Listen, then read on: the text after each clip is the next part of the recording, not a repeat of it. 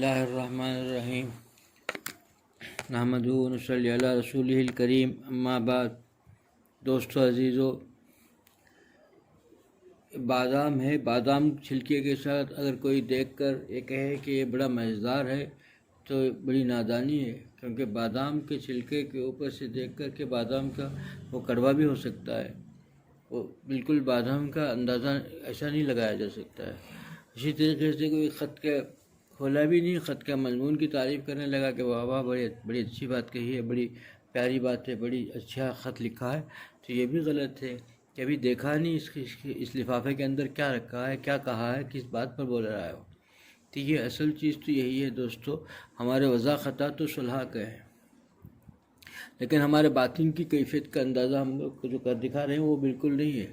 باطن کا اندازہ ایسے صلح کا، ہاں یہ بات ہے کہ دیکھو کہ کبھی ظاہر جو ہے باطن کی حفاظت کرتا ہے، ظاہر جیسے بنائیں گے اسی باطن کی بھی حفاظت ہو جائے گی، لیکن یہی نہیں ہے کہ اسی پر تکیہ کر لیا جائے، ظاہر ہی کو کر دیا اور باطن کو کوئی اہمیت ہی نہیں دیا، یہ بھی غلط ہے۔ باطن کیونکہ اس کے تو جس طریقے سے بادام کا اندازہ، جبکہ بادام کے اندر کیسا تیل نکلے گا، یہ بادام کس قابل ہے، اس کا اندازہ جب چکی میں پیسا جائے گا تب پتہ چلتا ہے کہ بھائی بادام کس قابل کا ہے۔ یہ زبان میں رکھ کے کھایا جائے گا، چکھا جائے گا تب پتہ چلتا ہے۔ اسی طریقے سے انسان کا جو ہے دار و مدار سب کچھ پہچان کا جو خبر میں جب جائے گا تب ہے۔ انسان کے سب کچھ اسی کے لیے فرمایا گیا ہے کہ خاتمہ پر ہی بھروسہ کیا جا سکتا ہے۔ انسان جیسا کیسا جی رہا ہے اس پر نہیں، خاتمہ کس طریقے سے ہوگا اس پر ہی اس کا جو ہے آخرت بنے گی، خاتمے پر ہی جو ہے اصل چیز تو خاتمہ ہے۔ خاتمہ کیسے ہو رہا ہے تو خبر کے اندر کا معاملہ اس کے ساتھ کیسا چل رہا، یہ اصل چیز ہے، اس کی تیاری کرنی چاہیے۔ آج ہم لوگ جو ہیں عقائد پر کوئی وہ نہیں رکھتے، سب کچھ ہے، بڑے دیندار بھی ہیں۔ ایک بزرگ بڑے ہی دکھ کے ساتھ فرماتے ہیں کہ ایک آدمی کو میں نے دیکھا، بڑا نمازی، بہت بڑا اچھا نمازی، روزہ دار، بہت ہر وقت نماز میں پابندی کرنے والا، اور پھر رمضان میں اعتکاف میں بھی بیٹھتے تھے۔ ایک بار میں نے نگاہ دیکھا کہ ہمیشہ ان کا پائجامہ ٹخنوں کے نیچے ہوتا تھا۔ تب جب ہوا تو میں نے ان سے کہا کہ بھائی صاحب، آپ جو ہے نماز کی بھی پابندی ہے، ماشاءاللہ دیندار، لباس میں صلح کا لباس پہن رکھا ہے، اور اب اس وقت اعتکاف میں بھی جا رہے ہیں، یہ ٹخنوں کے پائجامہ جو ہے آپ کا ٹخنوں کے نیچے ہے، بس اتنا ہی کہنا تھا۔ ان کا لہجہ بدل گیا اور تو تیش میں کہتا ہے، ہاں یہی تو ہے نا کہ بھائی قیامت میں دوزخ کا عذاب ملے گا، سب جانتے ہیں۔ یہ جو لہجہ سے کہا، اس سے کیا بات معلوم ہوئی؟ کوئی یہی نہیں ہے، خوف خدا نہیں ہے، کوئی خوف خدا نہیں ہے انسان کے اندر۔ دیکھیے، اگر کوئی کہے کہ معاملات کے اندر بھی معاملہ یہ ہوتا ہے کہ اللہ کا خوف اگر دلایا جائے، کوئی کسی کا یہاں کہتا ہے کہ ہاں بھائی اب دیکھا جائے گا، مرنے کے بعد بھائی تو ہمارا پیسہ دینا ہے، دے دیجئے، کچھ بھی کہہ دیں، اللہ کا واسطہ دے گا، ڈرتا ہی نہیں، ارے مرنے کے بعد دے گا، لے لیجیے، نہیں دیں گے، اتنا نہیں ڈر ہو گیا معاملات، اتنا، کیونکہ اس نے اللہ کی عظمت نہیں رہی، اللہ کی عظمت کا جو ہے استحضار نہیں رہا، خوف خدا نہیں رہا، دوزخ کا عذاب کا خوف نہیں رہا۔ یہ عقائد پر کیا، اس کو عقائد پر ایمان لانا ضروری ہے، مسلمان کے لیے عقائد بہت ضروری ہے۔ آج ہمارا عقائد کا، ہمارے کچھ لباس وضع خطا کچھ بنا لیا، عبادت تو کر لیا، لیکن عقائد کا کوئی وہی نہیں ہے۔ عقائد پر جو ایمان لانا ہے، جیسا عقائد کے اوپر مکمل کامل یقین کے ساتھ عمل کرنا، اس پر کچھ بھی نہیں ہے، بھروسہ ہی نہیں ہے آدمی ہے، اس کے بعد خوف ہی نہیں ہے خدا کا، نہ دوزخ کا خوف ہے، نہ آخرت کا، اللہ کے سامنے جواب دہی کا خوف ہے، نہ اللہ کی عظمت اور اس کی محبت کا تقاضا کیا تھا، کس طرح زندگی گزارنا تھا، لیکن اس نے کس طرح زندگی گزارتا، یہ بڑے افسوس کی بات ہے۔ دوستو عزیزو، آج ہم میں سے ہر آدمی غور کرے کہ ہمارا معاملہ کیسا ہو رہا ہے۔ اللہ کے نیک بندے ایسے بھی گزرے ہیں کہ عبداللہ ابن مسعود رضی اللہ عنہ سے ان کے ایک شاگرد تھے کہ ان کا نام تھا ربیع بن خثیم، وہ لکھتے ہیں کہ اتنا خوف ہمیشہ ان پر طاری رہتا تھا، ہمیشہ اتنا خوف، اتنا خوف۔ خود عبداللہ ابن مسعود رضی اللہ عنہ فرماتے تھے کہ دیکھیے، اگر حضور صلی اللہ علیہ وسلم تمہیں دیکھ دیتے تو اتنا خوش ہوتے، تمہارے اندر خوف خدا کا جو تمہارے اندر جذبہ ہے اسے خوش ہو جاتے۔ ایک مرتبہ کہیں جا رہے تھے دونوں، تو جو لوہار جو ہے، لوہا بھٹی جلانے کے لیے لوہا جلتا ہے تو تیز آگ جلاتے ہیں، اس میں خوب جلنا ہے تو لوہے کو پگھلانے کے لیے، تو وہ آگ کو دیکھا، وہ بھٹی کو دیکھا تو چیخ مار کر کے بے ہوش ہو گئے، دوزخ کی آگ یاد آ گئی۔ کئی گھنٹے جو ہے بے فکر تھا، کوئی گناہ نہیں کیا تھا، لیکن خوف خدا اور خشیت اور دوزخ کا عذاب کا تصور جو ہے ان لوگوں کو کبھی ایک لمحہ چین سے رہنے نہیں دیتا۔ اور ہمارا حال یہ ہے کہ ہمیں بڑے اطمینان سے بیٹھے ہوئے ہیں، کسی چیز کا جو ہے وہ کوئی خوف ہی نہیں ہے۔ آدمی اگر غور کرے، اب دیکھیے ایک بچہ آدمی کے لیے کبھی بتائے اللہ کا واسطہ دے بھائی پیسے دے، خوف نہیں ہے، اور ابھی اسے کہے کہ بھائی ہم کورٹ میں جائیں گے وکیل کے پاس، ہم آپ کے اوپر کیس کر دیں گے، تو ڈر جاتا ہے کہ ایک وکیل سے ڈرتا ہے، خدا سے نہیں ڈرا ہے۔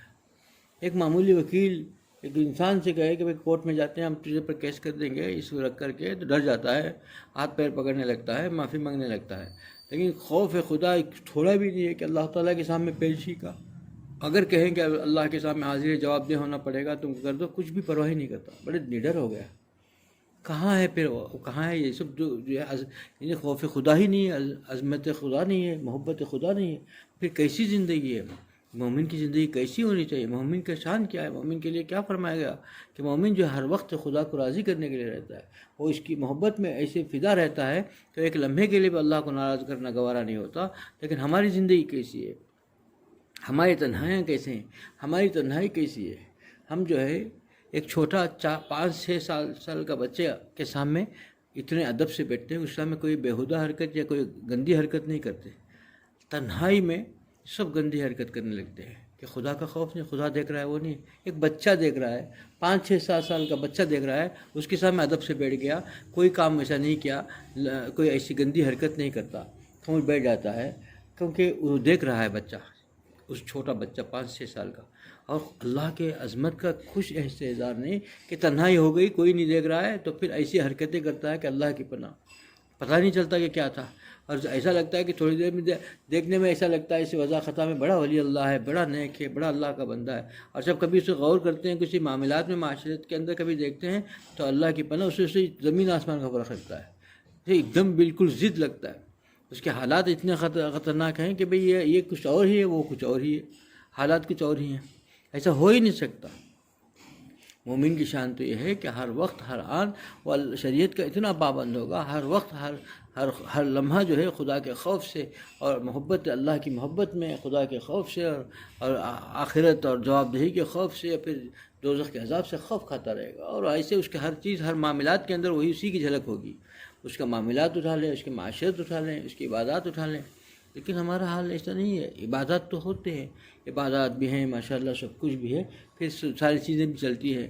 نماز دیکھیے، اور اس میں ایک سب سے اہم بات تو یہ ہے کہ ہماری نمازیں پڑھ لینا اور نوافل پڑھنا یہ تو آسان ہے، لیکن عقائد پر مکمل پابند رہنا، معاشرت معاملات اسی کے اندر بڑا کرنا، یہ اتنا آسان نہیں ہے۔ یہ ہم کو تو یہ آسان لگ رہا ہے، وہ اس میں بڑا کٹھن معاملہ لگ رہا ہے۔